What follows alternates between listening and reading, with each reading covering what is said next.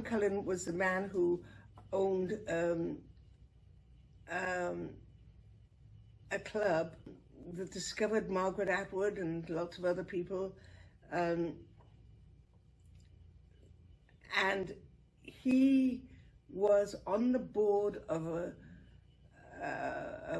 company trying to start a home for performing artists in Toronto. And he asked me to come on that board, along with Patty Gale was on it, and a few other people, well-known people. And so I went on this committee that was trying to create what eventually became PAL Toronto. And that we met in Pierre Burton's office, which was on a street a little farther from here, and eventually we built PAL Toronto. Took us about 5 years, I think, from then. And I remember being at the opening and thinking I could never live here. The rooms are too small. At that time, I had an apartment in North York, which was a huge living room. But eventually, when my husband passed away, I came here. And I've never been happier.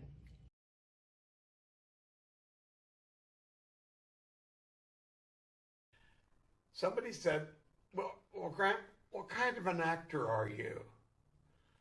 I said, oh God, I hope I'm a good actor. I studied at the Bristol Vic, blah, blah, blah, which really means nothing. And I came up with an idea. You know what kind of actor I am? I'm a people actor.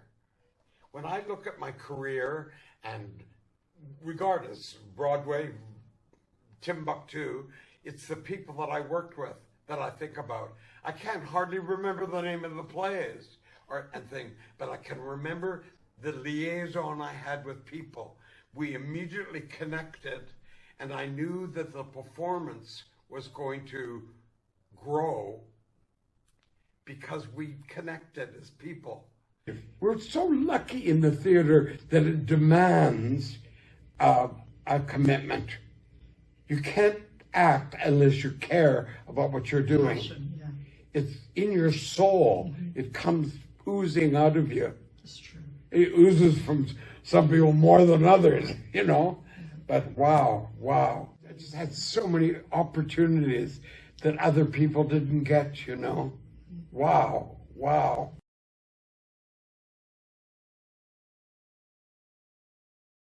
I have 87 years of life.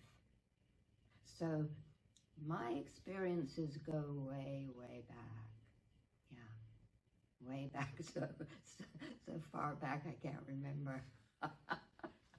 But I'd better remember because this is the job. Okay, so remembering. I wanted to talk about theater to people who really, really were interested in theater, because I want to say, don't put your daughter on the stage, Mrs. Worthington. That for some of you youngsters was written by a very famous, infamous character named Noel Coward. There I was, a little girl in Hereford, my mother longing to be on the stage. So of course she taught me to recite. And whenever my mother was too busy to go and perform, little 2-year-old and 3-year-old Vivian would go and perform at the Mothers Union or wherever. And I'm told that at that time, my first observation was when they tried to take me home after I'd recited. No, I wouldn't go home because I hadn't yet had my cup of tea, and all actors get a cup of tea.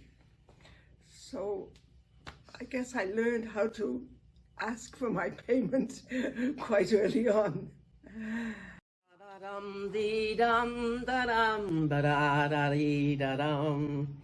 Fancy forgetting the love that we knew when we were fancy free. Fancy forgetting what I said to you and what you said to me. Forget. Of course, we've all forgotten. That's why we're trying to write our memoirs right now. The first class I was in, girls 12 and under, Grasshopper Green is a jolly old chap. I still remember that one. But I got 88 marks, and another girl in a piano class got 88 marks, and we won a scholarship of $25. So it was split, $12.50, and they said it had to be used for music lessons. Well, I'd never taken a music lesson in my life. Here I was, girls 12 and under, I was 11, and I had this money to spend. And Mommy said, well, what shall we do? Well, she and Dad decided that they'd talk to the church organist, and the church organist would probably know a singing teacher. And he said, oh, this is a very easy question. Mommy said, why? And he said, because both my son and his wife teach, but Eileen is the one who teaches the children. So they should be there. They should come and take lessons with her. And she said, well, Mommy said, we have $12.50 to spend. And he said, oh, that should get you a couple of years at least.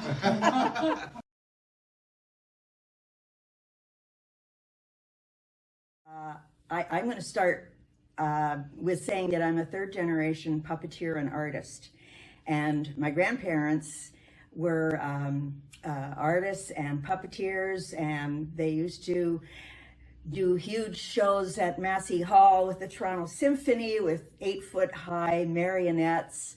And I just remember my parents building this, all these wonderful cathedrals out of smashed mirror that went into the Eaton's college window.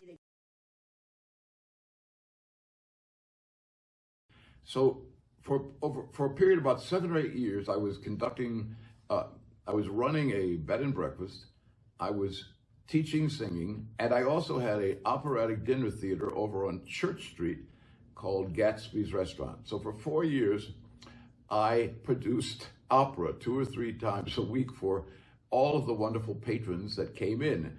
The local residents supported us tremendously, and especially on Gay Pride Day, when the place was packed and we put on special performances. During COVID, there wasn't much happening, so I decided to do some writing about my life. I thought, why not? And so I did. And I'm now going to read you some little bits from it. Okay, so I arrived in Toronto in the early 60s, and I started auditioning for TV. First part I got was in a series called First Person, and this episode that I was in was called At the Railing, and it starred Martha Henry in the very first TV thing that she ever did. Also in the cast was Robert Goulet, and it was directed by David Gardner. Anyway, in those days, I have to tell you that the casting department for the CBC was above Basil's Restaurant on Gerrard and Yonge Street. And outside each director's office would be sitting his script assistant, and yes, in those days it was always a he. And usually I would ask the assistant, oh, is he doing anything that I could do? And sometimes they said yes, and sometimes they said no. Anyway, I did my rounds every week, and then I would return the following week with the same old question. Is he doing anything I could do? Anyway, my luck changed when I saw Brigida Halbig sitting out Robert Allen's office. And I asked the question, and the reply was, oh, well, yes, maybe. And she handed me the script for a play called Royal Gambit. It was a play about Henry VIII and his 6 wives. Brigitte suggested that I read for Jane Seymour. So I had a look at it, and 20 minutes later I was reading for Robert Allen, who was directing it. And he let me look at several of the other queens and then thanked me for coming in. It was some time before I actually heard that I would be playing Jane Seymour. Now, this was the biggest part I'd ever played on TV, and it had an experienced cast with Kate Reid and Catherine Blake and a whole bunch of other people that were quite well known. Tanny Seitz, an American actress, was brought up from New York to play Anne Boleyn. And Peter Ustinov was offered Henry, but he turned it down. And in the end, Albert Drake took the part. I've got several photographs of him lying on top of me. One of which he sent to my husband, and on the back he wrote, "All in a day's work."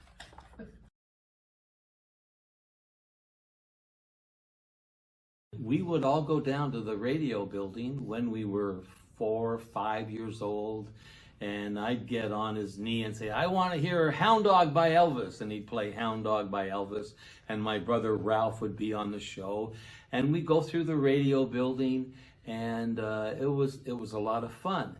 And then my father thought, well, wait a minute, they need children actors, but he couldn't afford to send 5 kids to an acting school, so he started his own acting school, Paul Endersby School of Drama. And a lot of actors went through that school, and it was a lot of fun, and we learned how to do lots of different things, and we started getting TV commercials. I'd be the kid jumping out of the back of a station wagon for Chevrolet or something like that. And then I got roles on Wayne and Schuster, the Jackie Ray Show, Cross Canada Hit Parade. I've done a lot of plays. I'm also a director and I write. I love the theater. I love acting. I love playing different roles. And I've had quite a few. Stalin had placed people of power in Estonia, Latvia, and Lithuania during the war. But at the end of the war, he ended up killing them off and replacing them with Russians. It was an evil thing to do, and somebody wrote a play about it. In that play, I played Piranhas, a young infiltrator who was... I infiltrated the underground to find out where the weapons were hidden, and then I was really a Russian spy. But fair enough. Now, one night, there was 4 Lithuanian nuns that came to see the show. It was a small theater, not very big, not even as big as this room. Well, it might have been big in this room. It sat about 100 people. Anyways, while we're doing the show, in the last part, I have this big monologue saying how I met Stalin once, and he told me never to screw up, to be that fellow. So you don't actually find out that I'm an evil person until the end. And then Pius, who is one of the supposed heroes, but he dies too, he shoots me, and I drop to the ground, and I lie there for 10 minutes at the end of the play, still while people are talking above me. Fine. There was 4 Lithuanian nuns. They were very serious, and they really wanted to see this play because it dealt with their time, their world, and... All right. It comes. I do my big monologue. It was good. It was fine. And then I get shot, and I kill, and I drop, and I land about, 6 inches from the foot of one of the nuns. She leans over and goes, "Thank God we got rid of that cockroach." And I thought, now I lay there, and I was trying not to laugh, but I knew I had done a good job, because she hated me so much. I would have moved, because I thought she was going to kick me, but she didn't.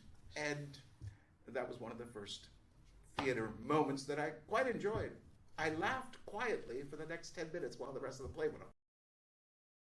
2 days a week I would come in to do a Friendly Giant show with the little music cats or raccoons in the big music room that Friendly had.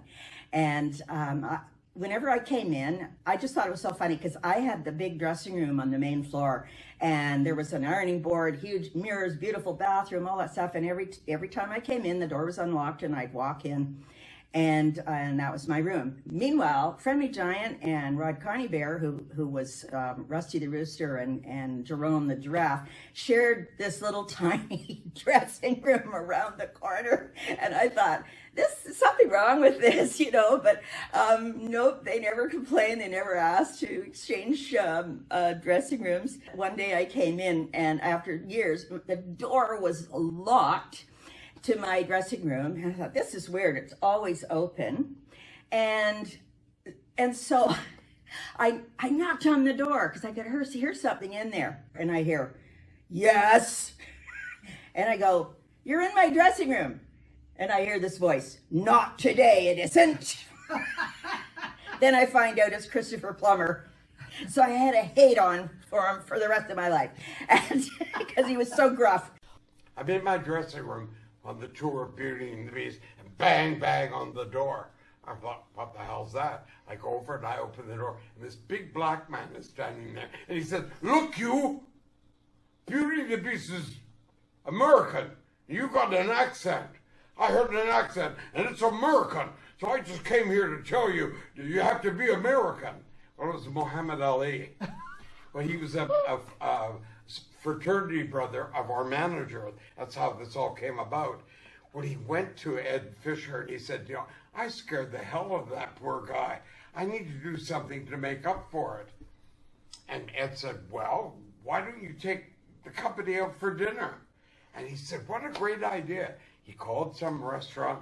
They did a whole bunch of the characters from Beauty and the Beast, ice and everything. And we're all sitting around, and Muhammad Ali and his wife and 2 kids come out, and Muhammad stops, and he looks around. I thought, what the hell's going on? He looks around, and he said, there aren't any black people in here. And the manager said, there are black people in the kitchen. Muhammad said, then get them out here. Set up that table over there. I'm buying them dinner. They came out, and they all sat down, and he turned to the manager and the owner, and this is God's truth. He said, look, you white boys, get in the kitchen and get serving dinner. My black friends are hungry. I mean, you cannot be the same person after experiencing this man who has empathy for the world. Empathy for the world on his shoulders. I produced an opera that has always been a favorite of mine, the Menotti opera called Amal and the Night Visitors. All the concerts I put on were primarily for my students so that they could get some experience. 50th anniversary of this wonderful Christmas opera, Amal, 2001. It came 2 months after 9/11. And 9/11 affected audiences throughout the city, I'm sure. It was fairly well attended, but it was a success on many other levels. Also in 1992, I happened to have in my studio 7 fabulous young singers whose average age was 19. These students, their voices fit the bill for Mozart's Don Giovanni. We did it, and the soprano, who has now become a famous singer, Ottilie Graham, was the force that sort of pushed me a lot to do it. She went to Rogers, and Rogers agreed to produce a documentary which won all kinds of awards for this production. And so we had a documentary and a 3-hour video that Rogers paid for at their expense. It was fabulous. Took 3 or 4 or 5 months of our lives to put on this, young kids, and it was a huge success. And I think it's in the Guinness Book of Records for the youngest adult cast ever to sing Mozart's Don Giovanni. This was one of the highlights of my teaching career and just my life in general, because it's such a favorite opera of mine. Andrew Allen was the man, the international man, actually, in radio drama, particularly radio drama, which was fabulous in those days, Canadian radio drama. And, but he was the very first artistic director of this new venture that was starting in Niagara-on-the-Lake. And they were calling it the Shore Festival. And so the very first year, they were going to open with You Never Can Tell by George Bernard Shaw. And yes, I got the role of one of the young twins in the show. The other twin was a guy. His name was Roy Wordsworth. You might have heard of Roy Wordsworth. Yes, wink, wink, wink, wink. So I had the very first line. I didn't realize this. Sean Mulcahy pointed it out. He was also in the cast. One day he said, well, of course, you had the very first line of the Shore Festival. And I thought, oh, yeah, I did too. I was in the dentist chair and he was the dentist, you see, so he knew this. And then we moved around a lot, and of course the war came in 39, and I was still yearning for theatre. And I did win a scholarship to the Webber Douglas School, but alas, it came down with the German bombs, so I couldn't go there. And I had the chutzpah to go to a concert with Dame Sybil Thorndike and her husband, Louis Casson, and get myself backstage to their dressing room and ask her, please, Miss Thorndike, I won this award and it's closed down. What can I do to get on the stage?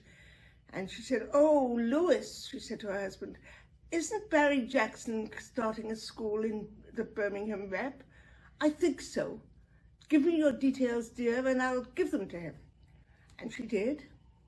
And I got into the Barry Jackson School, which was condensed because of all of us got called up to go into the army at 18. So there we were, mostly 16s and 17-year-olds. And we worked morning till night, 9 o'clock in the morning, we'd start classes. And we were taught by performers in the theatre. And then at night we would either understudy or be assistant stage managers. So we worked from 9 in the morning till 11 at night when I got home. Mavor Moore was doing a production of Spring Thaw, and they cast me. And one of the things I had to sing in the show was a song called Our Executive Washroom is not a particularly posh room. No gold-plated faucets, no foam rubber seats. You'll find 100 like it on any city street. But our executive washroom is the can of the man of the hour. And at the opening night party, Dora Mavor Moore came to me and she said, I think the problem of elimination makes for a very delicate comedy material. And I said, Mrs. Moore, I mean, you're a legend in the theater. I wasn't in that number alone. Drew Thompson, Peter Muse, and Bill Cole were with me. She said, oh yes, I like them. The longest audition I ever had was with George Luscombe for his Toronto Workshop Productions. I don't remember how I heard that he was actually auditioning actors, but anyway, I went down to his studio on Fraser Avenue, which is miles along King Street West, and yeah, the year was, I think it was 1964. So George weeded out the applicants, and about a dozen of us were chosen for the months-long audition. And then more of us would be sent home. So every morning we would lie on the floor and breathe in, out, etc. And then we'd be on our feet walking like a chicken or a donkey or whatever animal George had decided for us for that day. But we'd also do some improv, which I preferred. It was at the end of about a 3.5-week period that he began the process of forming his company. Choosing the first 3 actors was just a start. I was not one of those.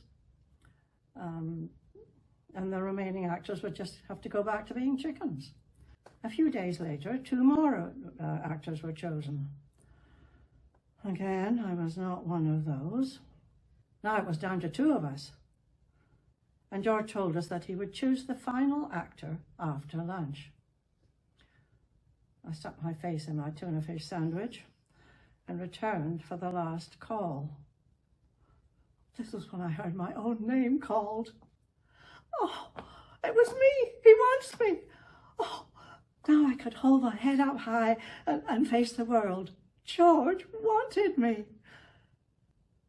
But how much would I be paid?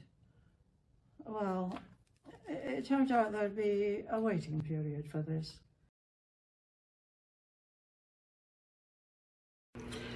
Hi, I'm Val Boyle, sitting here on the Pradeep's in my trailer on the Pradeep set waiting to go on, so we may be interrupted by a call, but I'll try and tell you a quick story before I'm called.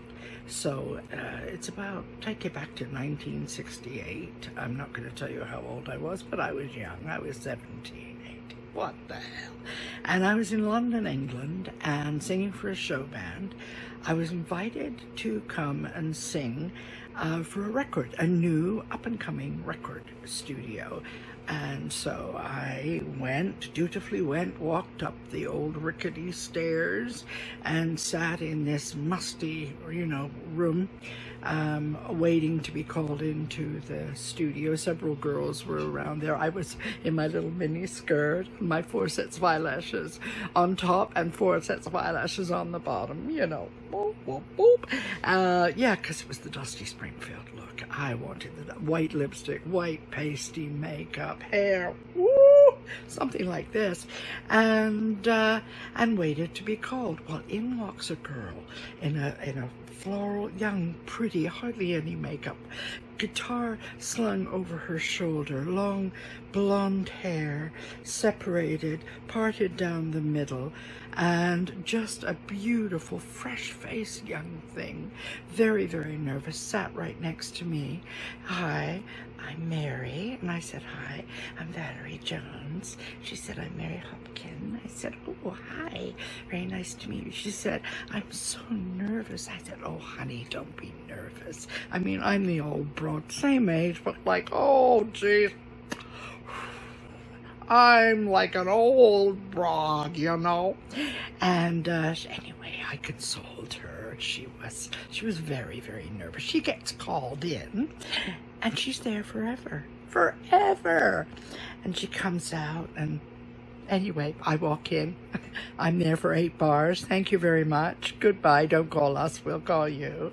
And I left. I said, Mary, so much fun. Well, it was a couple of months later. I see her on the Hugh Green Britain's Got Talent, and that they're announcing the winner of this talent show will be signed to the new Beatles Apple record label, and Mary Hopkins is one of the contenders. Well, of course, she goes on to win, and the Beatles sign her, and I realized we had been auditioning for the Beatles on that day. All those girls were invited, and Mary Hopkins was chosen, and she went on to make millions, and I'm talking to her and consoling her like an old broad does, and if she could see me now in my trailer, still working at my age. Have a good one.